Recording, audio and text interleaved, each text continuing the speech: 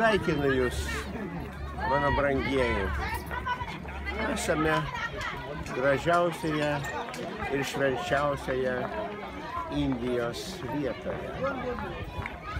Tai Tadž Mahalo šventykla, kurią pamatysite apsigręžę į kitą pusę. O čia daugybė žmonių ateina pamatyti meno kūrinio. Bet gal kas nors ir susimąsto, kokia to meno prasmė. Ta prasmė yra meilė.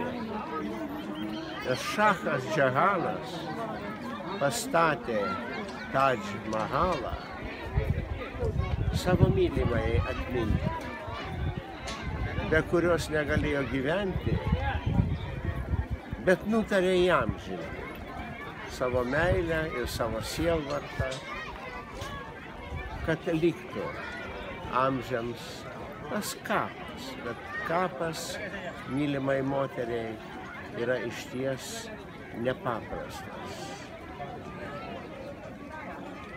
Ar galima apsigręžti, parodyti Tadž Mahalą?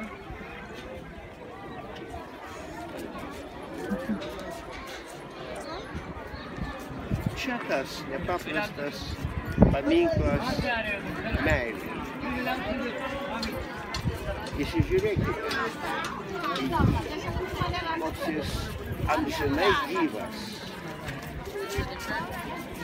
Architektai numatė, kad žemė sukasi, viskas kinta, o grožis ir meilė lieka amžinai.